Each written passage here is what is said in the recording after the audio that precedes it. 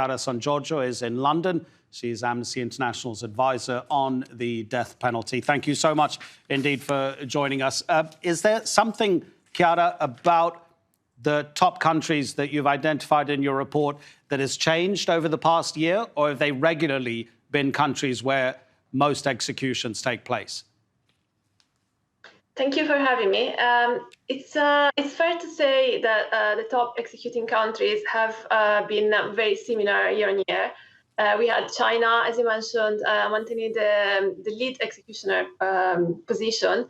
But we also saw, particularly last year, some progress in some of the highest executioners from the Middle East. We saw Saudi Arabia dropping its execution tally during the year by 85%. And we also saw Iraq halving its national tally, which is quite a significant development, which leaves us with a lot of hope that we are slowly but steadily moving towards a world that will eventually get rid of the death penalty. At the other end, we saw Egypt last year triple its number of executions in what was a shocking execution spree, in particular over 2 months, when we saw in October and November 57 people being executed over just the course of 2 months.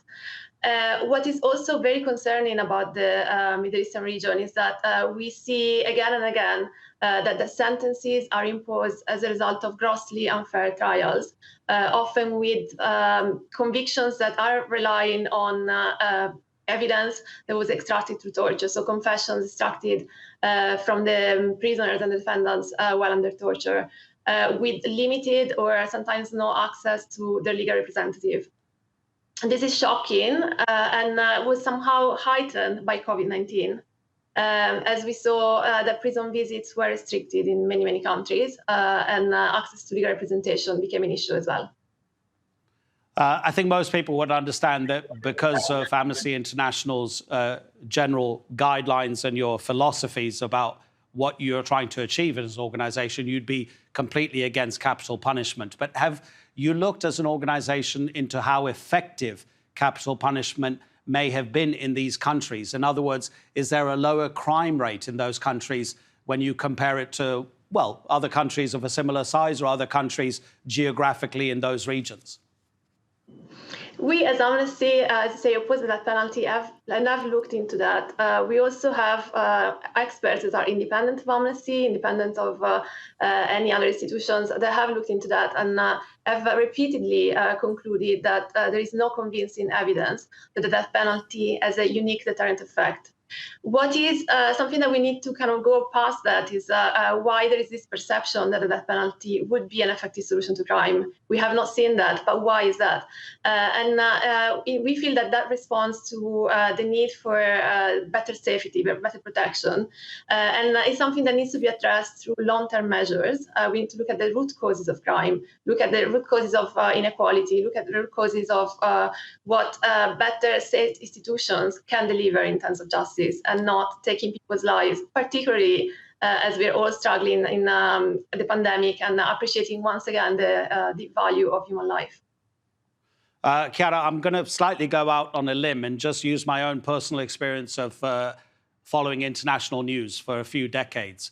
I seem to have an idea that Saudi Arabia in particular executes a lot of foreigners. I mean, is there something about the Saudi system that targets foreigners more than nationals of the country? You're right in that we have recorded several executions every year of foreign nationals in Saudi Arabia.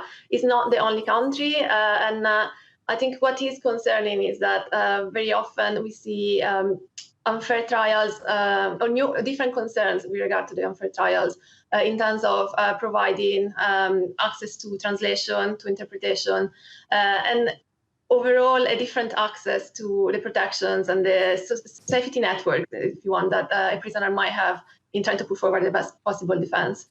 It is something that we have seen in other countries as well. And for us, it's a clear-cut call in the sense that we keep on seeing that it's often the most disadvantaged socially, but also economically, that end up being in that row. And the cases of foreign nationals in Saudi Arabia are a good example of that. Chiara, thanks so much for joining us. Chiara Sangiorgio, Amnesty International's advisor on the death penalty.